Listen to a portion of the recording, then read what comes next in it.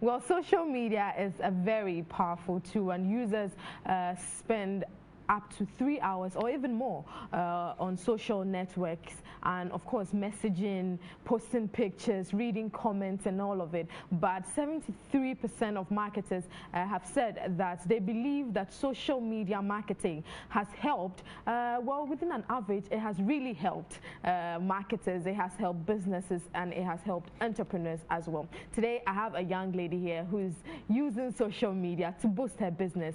She'll tell us how it has been, the challenges, you know, the progress reports and all of it right here on the show. Charlotte Deben is my guest. I know Charlotte as a supermodel. Charlotte, welcome to the show. Thank you, Jackie. It's good to have you here again. Back here. Well, have you at Metro Television. After like 4 years or 5 years. Yes. I mean, when I knew you, Charlotte, you were a supermodel. Then you started a snack bar. Now it's a full-blown restaurant. Oh, you forgot the music. Oh, no. Yes, because you came to premiere. Yes. No way. Video. That was when I came. Talk us through that whole transitioning process for you. Okay, so as a person, I'm a business person. And I love to work. I love to do things for myself. I love to brand myself. So entertainment is something that I really wasn't looking into, but then I was like, okay, let me try it. Let me try it, and it worked in a way, a little bit. But from school, I mean after school, GIG, I realized I need to do something. Even though I was schooling, I was working as well. So then working with somebody, I was like, okay, I can do something for myself. I think I love food, so why won't I do something with regards to food? So I decided to open something small, which is a snack bar. And I was doing the desserts, the snacks, you know, the sandwiches and all that, and it was working. People fell in love with the whole brand, and especially the freaky shakes. But then people kept asking, why won't you add food? Why won't you add? But I was thinking, I was like, you know, wait a minute. Snacks and then food. People kept asking, banku, wow, rice. I said, okay, now why won't I just rebrand to a restaurant? So that's how it all started. Wow. And yeah.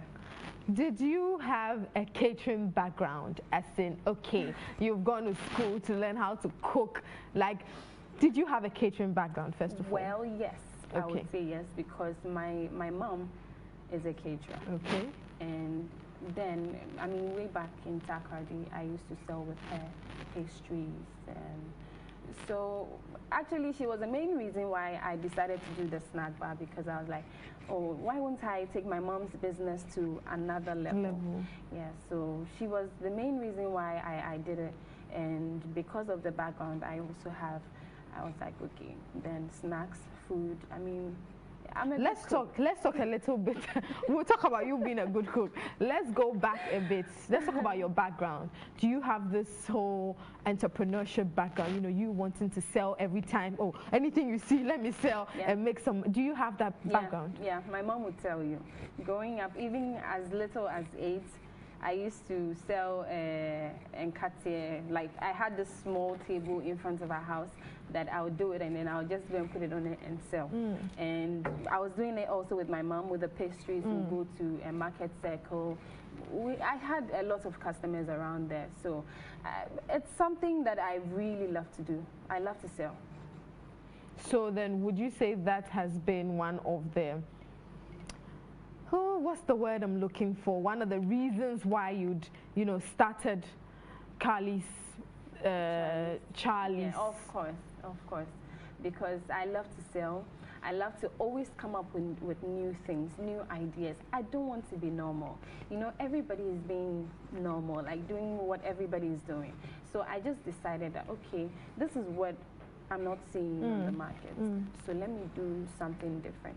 If you talk about Charlie's, people related to the freaky shakes, and then the spicy tilapia, the spicy chicken wings, so all of that.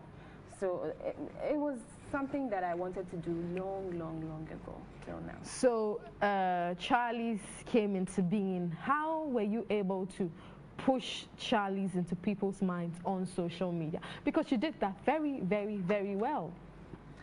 Okay, so I don't even know how to put it, because personally, looking at how it has grown, I didn't expect it.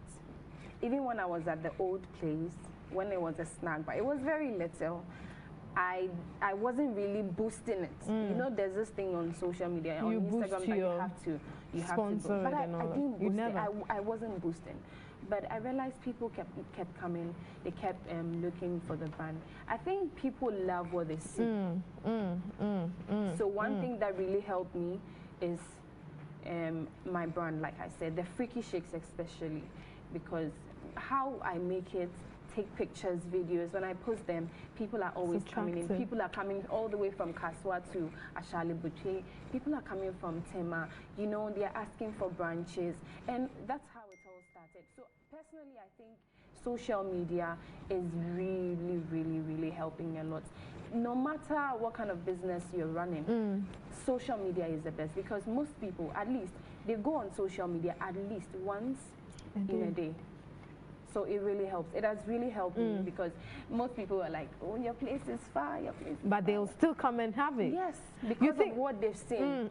You think it was a conscious effort for you to, you know, start this whole Freaky Shake thing? Because I've seen pictures. There's donut on it, there's biscuit on it, there's chocolate on it, there's cookie on it. Like, was it a conscious effort to make your shakes different and also make it look good for people to see it on social media and want to come to your shop? Exactly, because I realized that most restaurants were doing milkshakes, but there was nothing really like extra. The Freaky Shakes extra like I'm doing. I mean, so I decided, okay, let me just do something extra. I always want to be different. That's one thing about me. I always want to be different, extraordinary, extra lit and superb. So I decided that, okay, this is what I want my brand to be known for. So if I do it this way, I think people would come. Because even the guy that actually took me through the shakes, he's always surprised. He's always like, you this girl, how do you do it? Because the way I thought you added so many things. So as an entrepreneur or as a business owner, I think we need to also find a brand for ourselves. Let people know that this, if we are talking about this brand, then this is what we know them for. Regardless, now is a full restaurant, but people still come in for the Freaky Shakes. For the Freaky Shakes. I think is the most selling thing over there. So as an entrepreneur, it's important to have a brand for yourself and for your business. For your business. And would you say that without social media, Charlie's will not be where it is now? I think it contributed highly. So without social media, personally, because most people that came when it was a snack bar came with through social media. Most of them came, they were like, oh, I got grown-ups coming. They were like, I saw this on Instagram and then I decided to come. Wow. I saw this, I decided to come. Like I said, there was one lady who came all the way from Castle when I started. And she said, I saw this on Instagram and I decided to come and have a taste of it. People don't really see the essence of social media. I've had people say that, oh, but what can come out of social media? What business can come out of social media? I know people doing businesses, oh, it doesn't really. And I've advised people, put your stuff on social media. I am positive that it will go to something. Say, oh, so I said, okay, today we talk about social media and its benefits, social media marketing. But as entrepreneurs, how can we push our brands on social media? Yes, you've spoken about we having a unique brand, but aside that, do we need extra following? Like, what else should we do as entrepreneurs? You need to build it. If you have 1 follower today, keep posting. You keep getting more followers. Hashtag If it's food you're doing, hashtag food. If this is what you're doing, hashtag. If you have friends, let them help you boost it. Let them help you post and tag you. And with that, I think everybody needs to be very, very okay and be doing well in the industry. Are there any challenges in social media marketing? Are there any challenges you face as a businesswoman or as an entrepreneur? Yes, some. Share with us. Nowhere cool. Baby Andrew. Baby Andrew. Baby Ayading. But it depends on how you relate with them, your potential customers, your customers, and it's a bit difficult sometimes because you get others trying to disrespect you because they don't know whoever is behind it. I mean, you get some people messaging late at night and they expect you to just respond at that time, but it's not possible. If you respond the next morning or maybe afternoon, then they'll be like, is that how your service is? Bad service? I don't know, but I think our society now, we have a whole different idea about service. The least thing, then it's a bad service. If we are not able to respond, we are using a network. So perhaps where I am or whoever I'm managing the page with is not available to respond. If they are not able to respond, then the next minute they are bashing. Yeah, they're saying all sort of things. So I think the challenges are many. There are many, but you deal with it. I deal with it. You are dealing with it. I am. And one more thing also. You see, now people have really come to understand social media. Sometimes they feel social media is the only way to be heard. So even if I come to your place and there's a problem, instead of communicating with you directly or telling you, oh, when I came, oh, this is what happened, sending a DM, oh, this is what happened that I didn't really like, they would rather post. Have you had something like that? They would rather post and be like, bad service, everybody, it's everywhere. I thought I was the only person, but speaking with other colleagues in the food industry, I realized you're not the only person. No, I'm not the sometimes only person. It will be bad, sometimes it will be good. It won't all be rosy for you. Definitely. And customers, you would always have good ones and bad ones. The good thing that you do for one person might be bad for the other person. You can't satisfy everybody. No. That's one thing you've learned as an entrepreneur. It's not easy. It's not easy. Are we looking at Charlie opening in different brands of the country? Of course, Jackie. Of course, definitely. I mean, I would love to have branches all over, but at the moment, I just want to build a brand, keep building it till it's bigger. We are getting there. So I want to keep building it. I know you have a story.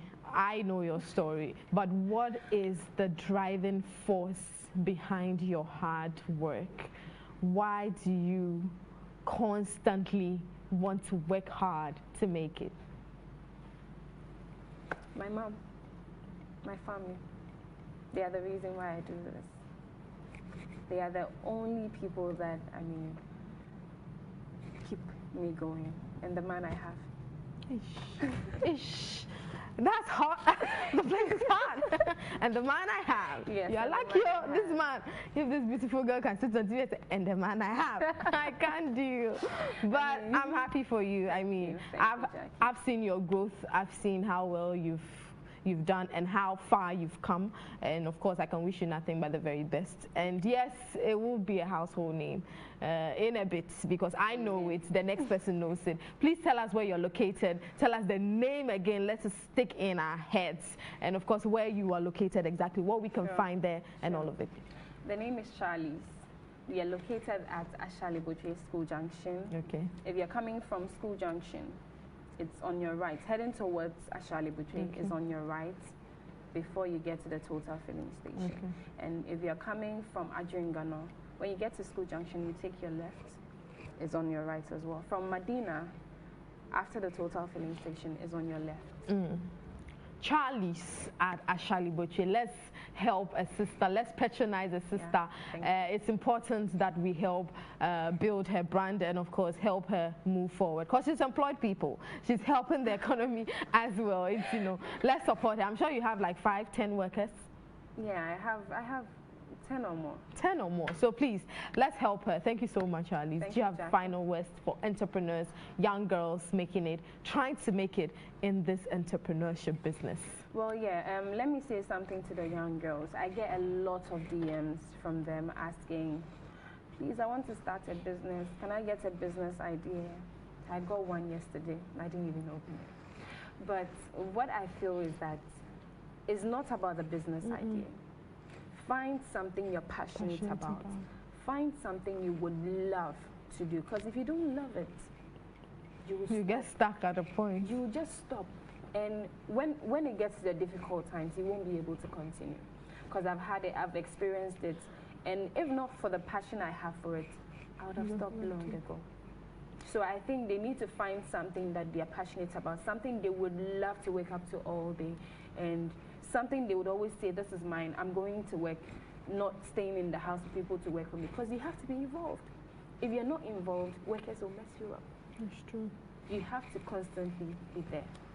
Make sure that whatever it is that you want, that's exactly what you do. What is there? Yeah. Be passionate about it, and then you can start it. Make sure that whatever you start, you're passionate about it. Build that brand for yourself. This according to Charlie's. And of course,